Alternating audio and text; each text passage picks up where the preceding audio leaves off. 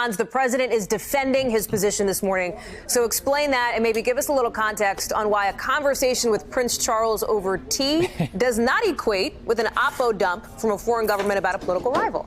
Look, the president's either doing a clarification or he's doing a massive cleanup for what he may recognize could have been a blunder. Taking to Twitter this morning, trying to say this would all just be innocuous, the example that you give, tea with the Prince of Wales. Here's what the president tweeted this morning. He said, I meet and talk to foreign governments every day. I just met with the Queen of England, Prince of Wales, the PM of the United Kingdom, the PM of Ireland, the President of France, President of Poland. We talk about everything. Should I immediately call the FBI? And about these calls and meetings, how ridiculous. I would never be trusted again.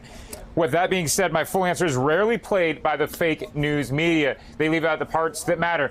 Hallie, it's pretty clear the president wants to change the narrative on this. It does seem to be like he's conflating the issues, where he's saying that routine conversations between heads of state, heads of government, are something entirely different than what he was asked. And let's be clear about this. He was asked if he would accept foreign opposition research from a foreign country, and he said, sure, you'd want to take a look at that. Now, I think the important thing today is more on the Hill side on whether or not congressional Republicans either condemn or condone the president's answer, because it is clearly in conflict with what his FBI director and his AG has said before Congress. Hallie? Speaking of congressional Republicans, Hans, we are just now hearing from Senator Lindsey Graham, a close ally of the president. Ken Dilanian, I want to bring you in on this as well. Here's what Senator Graham had to say just within the last couple of seconds. Watch. A foreign government comes to you as a public official and offers to help your campaign, giving you anything of value, whether it be money or information on your opponent. The right answer is no. And I've been consistent about that. I think Christopher Wray's statement is the correct statement.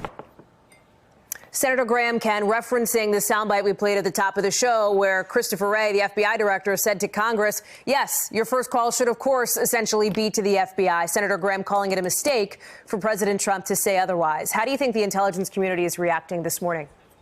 Not well, Hallie, and that's exactly how I would expect Republicans to respond begrudgingly, and they're going to hide from reporters. But when confronted, they have to say that, Hallie, because what Donald Trump said is so at odds with both Republican and Democratic national security ethos going back decades. Let's remember that Al Gore was sent a copy of a George W. Bush debate briefing book. Al Gore's campaign was, and what did? They didn't use it. They called the FBI. That's been and that wasn't even a foreign interference operation. What my sources are telling me is that Donald Trump's statement essentially opens the door, was an open invitation to Russia and China and other foreign powers to hack, to use intelligence methods, to gather information about his opponents and present it to him. He's essentially solicited this help by saying that, and if he doesn't walk it back, that becomes a standing order. And he's also sort of re-emphasizing the notion that he is at war with his intelligence community, because he said explicitly the FBI director is wrong when he said I should call the FBI. And just 2 days ago, Hallie, he suggested that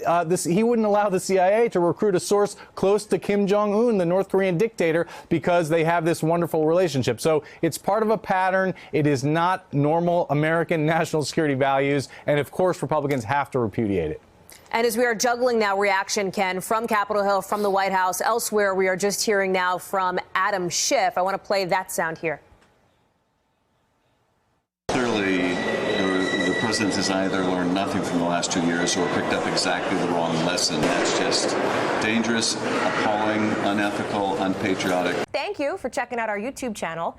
Why don't you subscribe? It's really easy. Just click on that button down there. And for more news from MSNBC, click on any of these videos here for the latest interviews and highlights. You can get more videos from MSNBC with our newsletters. Head over to msnbc.com/newsletters to sign up.